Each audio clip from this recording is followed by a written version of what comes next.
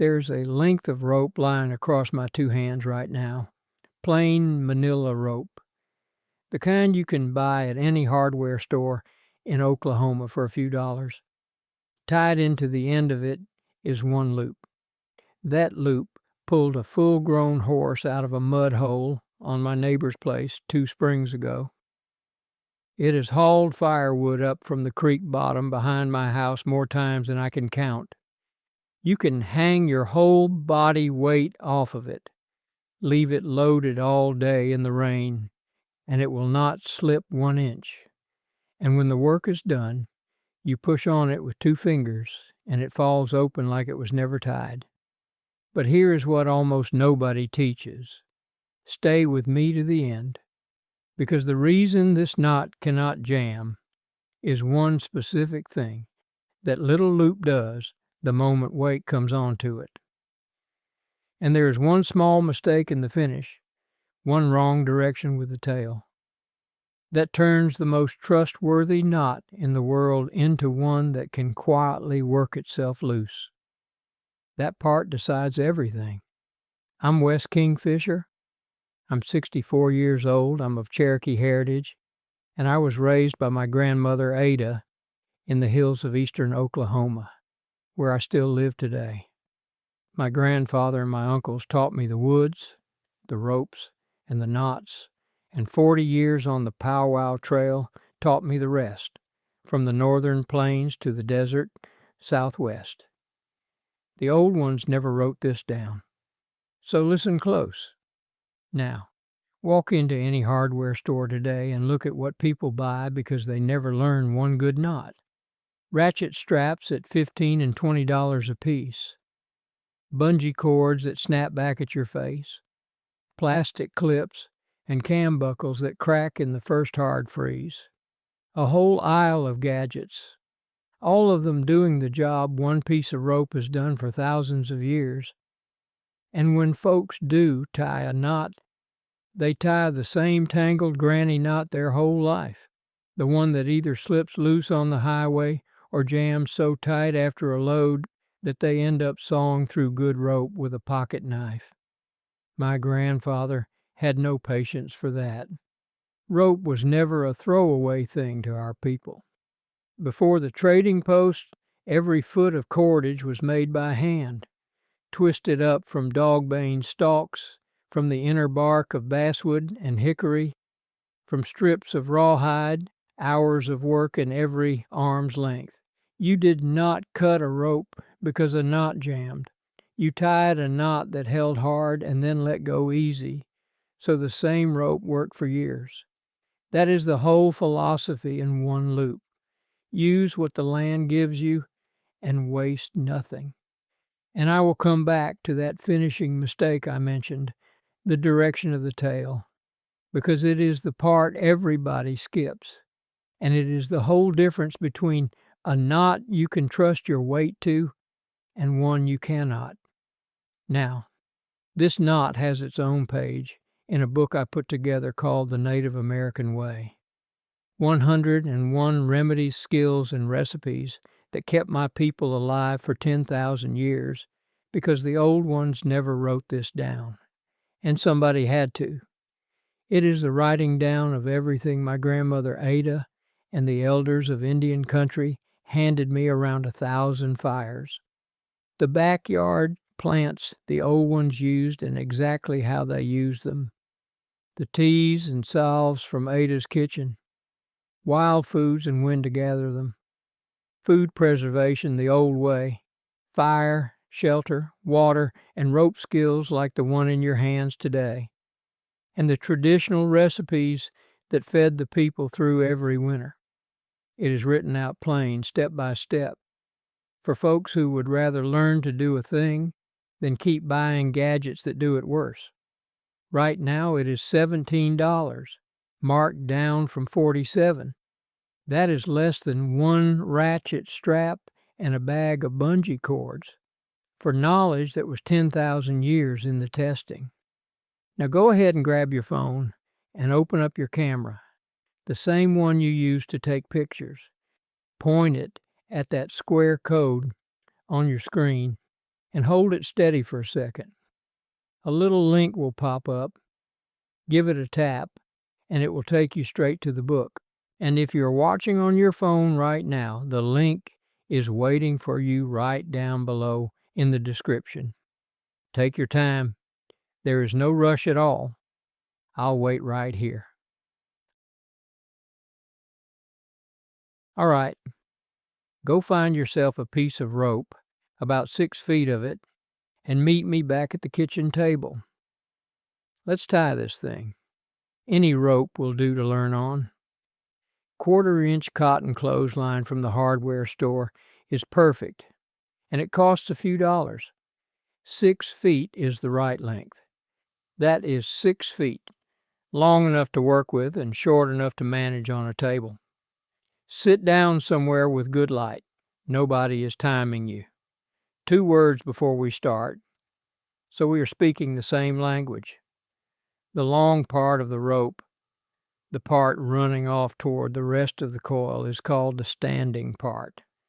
The free end in your hand is called the working end. Give yourself about 2 feet of working end. That is 2 feet, not a couple of inches, because a short end is what makes beginners fumble. My grandfather taught me this knot on the creek bank below our place when I was maybe 7 years old, and he taught it the way it was taught to him, as a story about a rabbit.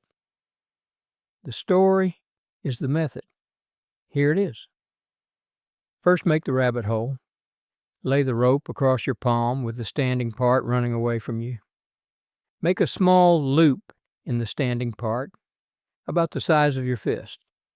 Make sure the rope coming from the working end lies on top of the standing part, not underneath it. That small loop is the rabbit hole, and which side lies on top matters, so look at it twice. Second, the rabbit comes up out of the hole. Take the working end and pass it up through that small loop from underneath. Pull about a foot of it through. Third, the rabbit runs around the tree.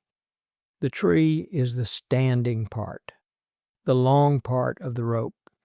Take the working end around behind the standing part. Fourth, the rabbit goes back down the hole. Bring the working end back down through the small loop, the same hole it came up out of. Now hold the working end and the near side of the big loop together in one hand. Hold the standing part in your other hand. Pull them apart, steady and firm, and feel the knot draw up and set. That is the whole knot. Up out of the hole, around the tree, back down the hole. 4 moves, one more time, all together before we go on. Small loop, end up through, around behind the long part, back down through and pull it snug. Now stop and look at where that tail ended up. If you tied it right, the tail is lying inside the big loop, resting alongside it. Remember I told you there is one wrong direction that ruins this knot? You're looking at the exact spot where it happens. Hold that thought. We are almost there. First, though, test what you built, because our people never trusted a knot they had not loaded. Drop the big loop over a fence post or a chair back. Haul on the standing part as hard as you care to. Lean your weight into it. It will not slip. Now take the load off. Grab the knot and bend it backward over your thumb, pushing the collar away from the loop. It breaks open in 1 second. No picking, no pocket knife. And that is why this loop was worth its weight in trade goods. It is a loop that will not close down on itself. Tie it around your waist and hang from it, and it will not squeeze you in half, which is exactly why rescue men used it for generations to pull people out of rivers and wells. Tie your canoe to a cottonwood at the dock, and the loop rides loose around the trunk all day and comes off in a breath. Tie it into the end of a haul line and drag firewood up from the creek bottom, the way I still do every fall. One end of a clothesline, the corner of a tarp before a storm, a bucket down a well. One knot 100 jobs, and our people, from these hills to the plains to the north woods, all kept a loop like it in their hands, because a fixed loop that cannot strangle and cannot jam is one of the oldest good ideas on this land. So tonight, tie it 10 times. That is 10 times, not twice. Your fingers learn slower than your head, and the fingers are the ones that will need it someday in the cold and the dark. By the weekend, tie it with your eyes closed. My grandfather made me tie it behind my back before he would take me fishing, and I have never once regretted the practice. Now that your hands know the moves, let me pay you what I promised at the start, because the why is what keeps you from the classic mistake.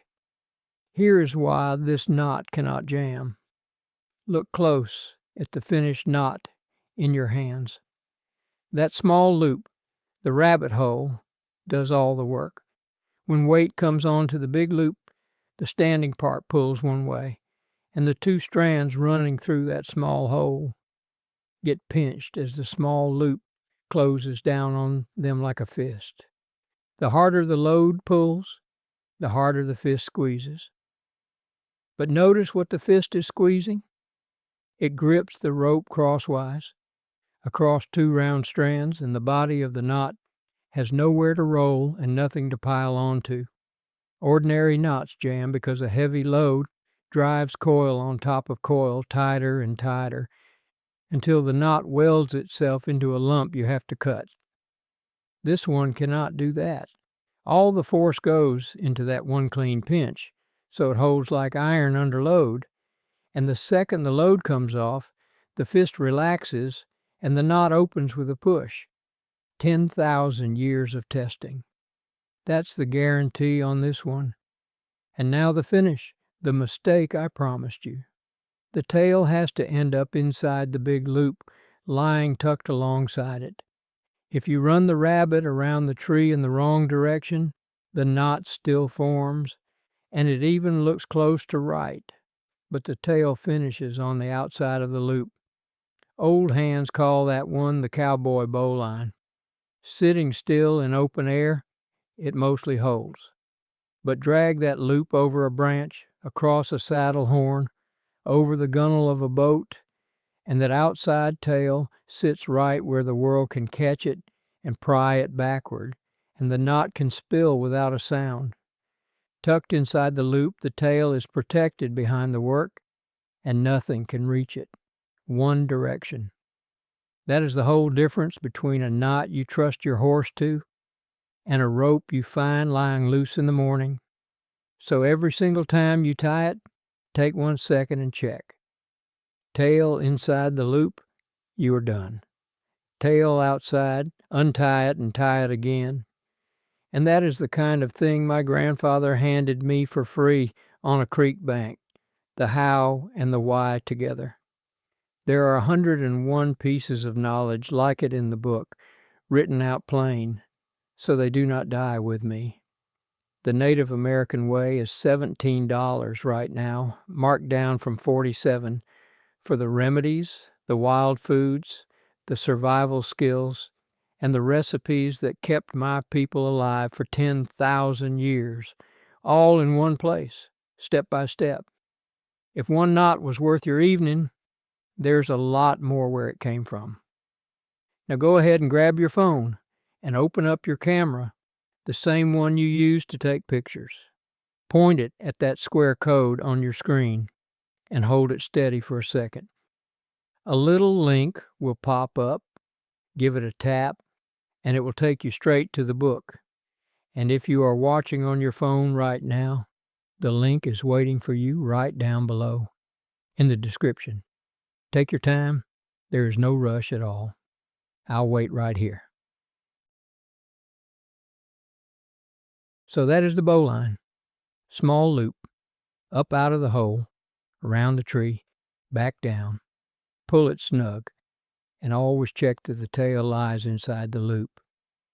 Tell me in the comments where your people are from, and if there is native blood in your family line, like there is in so many American families, I would be honored to hear the story. I read every single one. Next time, I am going to show you the tea my grandmother Ada made from the bark of a tree that grows along nearly every creek in America. The same bark the modern aspirin industry was built on, and the one step in preparing it that decides whether you get gentle comfort or a bitter mess. Wado, my friends. That means thank you. Walk easy, and I'll see you down the trail.